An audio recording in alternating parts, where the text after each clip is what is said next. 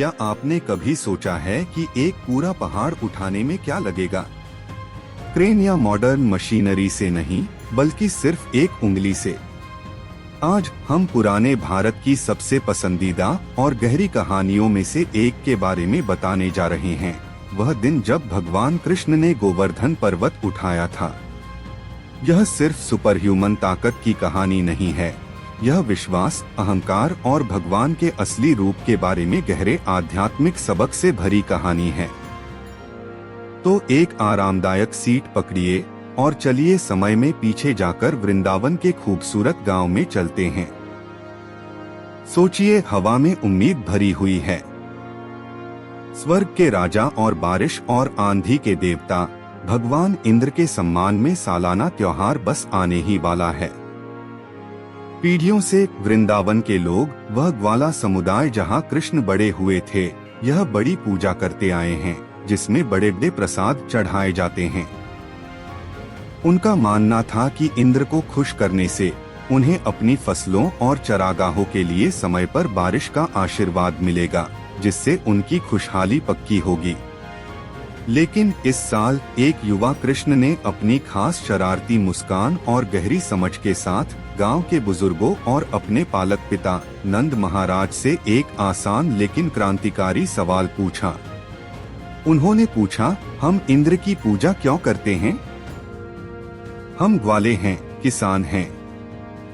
हमारी रोजी रोटी सीधे हमारे कामों, हमारे कर्मों और हमारे सामने मौजूद कुदरत की मेहरबानी पर निर्भर करती है।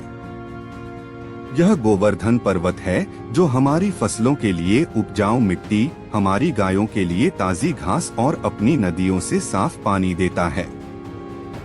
क्या हमें गोवर्धन पर्वत का सम्मान नहीं करना चाहिए? उन्होंने आगे कहा, भगवान इंद्र हमारी तरह ही एक दिव्य प्राणी हैं। वह बस अपना काम कर रहे हैं। वह किसी खास कृपा से बारिश नहीं करते, यह ब्रह्मांड में उनकी भूमिका है। हमारा असली काम, हमारा धर्म, अपना काम पूरी लगन से करना है। चलो उसकी पूजा करें जो हमें सीधे तौर पर सहारा देती है। चलो अपनी गायों की, उन ब्राह्मणों की जो हमें रास्ता दिखाते हैं, और इस शानदार गोवर्धन पर्वत की पूजा करें जो हमारे पेट भरने का जरिया है। कृष्ण का तर्क इतना साफ और जबरदस्त था कि गांव वाले मान गए। यह बिल्कुल सही था। जब उनका पालनहार उनके ठीक सामने खड़ा हो तो दूर के अनदेखे देवता की पूजा क्यों करें? इसलिए उन्होंने इंद्र की पूजा के लिए की गई सभी बड़ी तैयारियों को गोवर्धन पर्वत के लिए एक बड़े त्योहार की ओर मोड़ने का फैसला किया। उन्होंने स्वादिष्ट खाने के पहाड़ तैयार किए, चावल, मिठाई, नमकीन और अनगिनत दूसरी डिशेस जो सबसे ताजे दूध, मक्खन और अनाज से बनी थीं।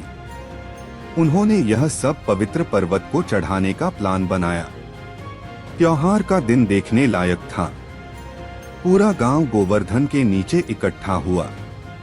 उन्होंने भक्ति गीत गाते हुए पहाड़ी की परिक्रमा की। उनके दिल खुशी और आभार से भर गए। कृष्ण ने खुद कहा, मैं गोवर्धन पहाड़ी के साथ एक हूँ और चमत्कार से। उन्होंने गांव वालों का चढ़ावा स्वीकार करने के लिए पहाड़ी की चोटी पर एक विशाल रूप प्रकट किया और साथ ही अपने दोस्तों के साथ नीचे त्योहारों में भी हिस्सा लिया। गांव वाले बहुत खुश थे। उन्हें भगवान से सीधा और निजी जुड़ाव महसूस हो रहा था। लेकिन जैसा कि आप सोच सकते हैं, कोई इस प्लान में बदलाव से खुश नहीं था। अपने स्वर्ग के राज्य में ऊपर भगवान इंद्र ने देखा कि उनके लिए होने वाली पूजा दूसरी जगह कर दी गई थी। उसने देखा कि वृंदावन के गांव वाले उसे, जो उनका पुराना रक्षक था, नजरअंदाज करके एक छोटी पहाड़ी के साथ खड़े हो गए, और यह सब एक छोटे लड़के के कहने पर हो रहा था। उसका घमंड टूट गया और उसका ईगो भड़क गया। गुस्से में उसे लगा कि उसे इन सीधे सादे ग्वालों को ऐसा सबक सिखाना होगा जिसे वे कभी नहीं भूलेंगे। इंद्र ने संवर्तक बादलों को बुलाया। ये दुनिया की तबाही के बादल होते हैं जो आमतौर पर एक युग के आखिर में आते हैं। उसने उन्हें वृंदावन पर जोरदार बारिश करने का हुक्म दिया। इतना तेज तूफान कि पूरा गांव और उसमें मौजूद सब कुछ बह जाए।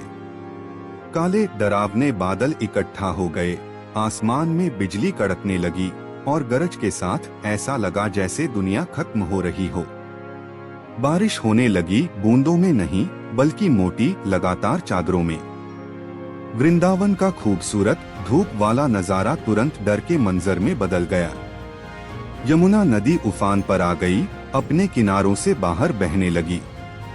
खेतों में पानी भर गया, घरों को खतरा हो गया और गांव वाले अपनी कीमती गायों और बछड़ों के साथ घबराने लगे। वे डर गए थे। ठंड, नमी और हताश होकर वे अपनी एकमात्र उम्मीद अपने प्यारे कृष्ण के पास भागे। वे चिल्लाए, कृष्ण हमें बचाओ, हमने तुम्हारी सलाह मानी और अब हमें इंद्र के गुस्से का सामना करना पड़ेगा। प्लीज हमारी रक्षा करो। उनका डर और उन पर उनका पूरा भरोसा देखकर कृष्ण शांति से मुस्कुराए। उन्होंने उन्हें भरोसा दिलाया, डरो मत, तुमने मेरी शरण ली है, मैं तुम्हारी रक्षा करूंगा।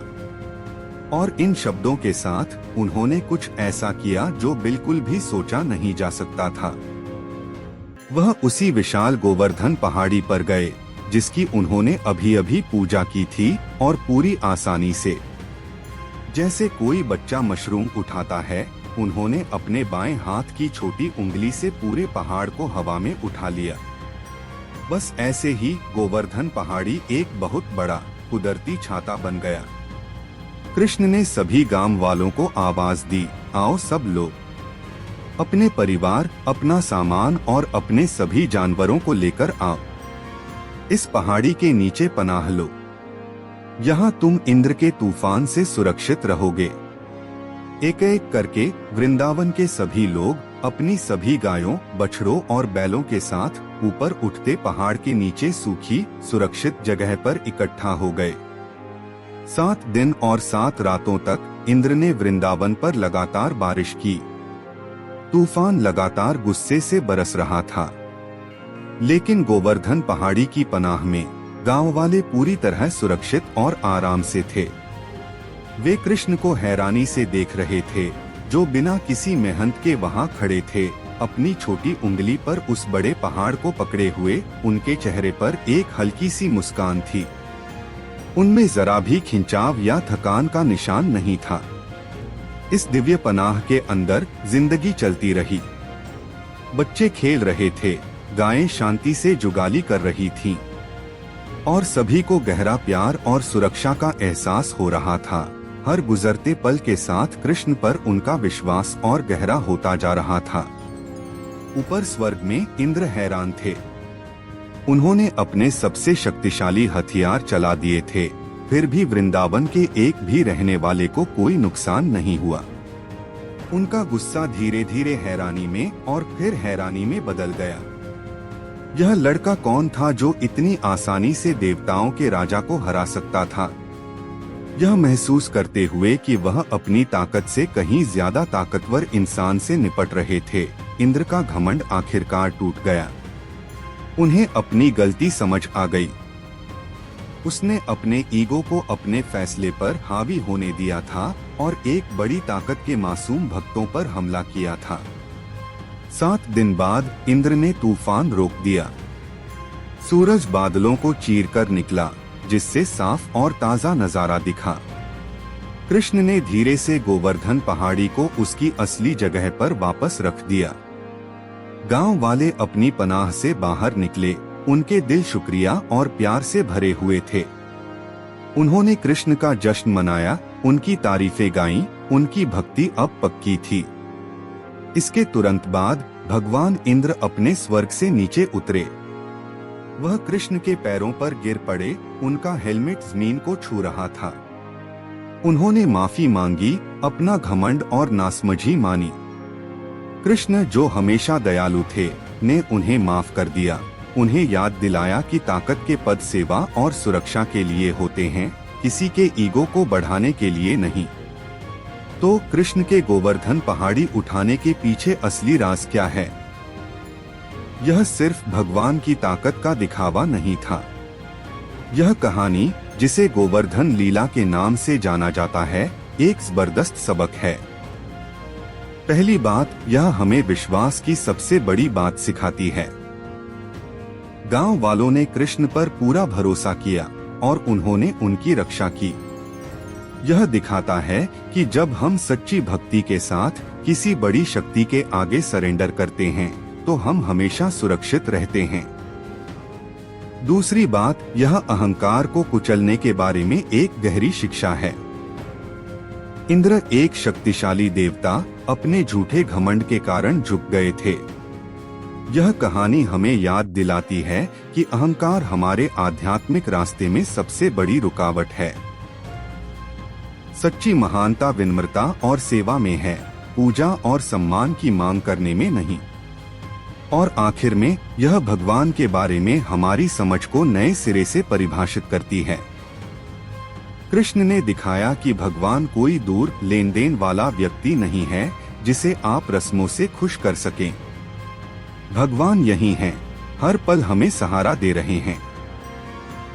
यह उस प्रकृति में है जो हमें देती है, हमारे काम में और उस प्यार में जो हम बांटते हैं। गोवर्धन की पूजा करके कृष्ण ने सिखाया कि हमें अपने जीवन को सहारा देने वाली हर चीज में भगवान को देखना और उनका सम्मान करना चाहिए। गोवर्धन पर्वत का उठना हमेशा याद दिलाता है कि विश्वास सचमुच पहाड़ों को भी हिला सकता है। यह हमें यहीं और अभी में भगवान को ढूंढने, विनम्रता से काम करने और उस प्यार पर भरोसा करने के लिए हिम्मत देता है जो हमें किसी भी तूफान से बचाने के लिए काफी ताकतवर है। आज वृंदावन की इस यात्रा में मेरे साथ जुड़ने के लिए आपका बहुत बहुत धन्यवाद। अगर यह कहानी आपको अच्छी लगी तो प्लीज लाइक बटन दबाएं और ज्ञान की और कहानियों के लिए सब्सक्राइब करें। इस कहानी का आपका पसंदीदा हिस्सा कौन सा है, मुझे नीचे कमेंट्स में बताएं। अगली बार तक जिज्ञासु बने रहें और रोजमर्रा की जिंदगी में भगवान को ढूंढते रहें। देखने के लिए धन्यवाद।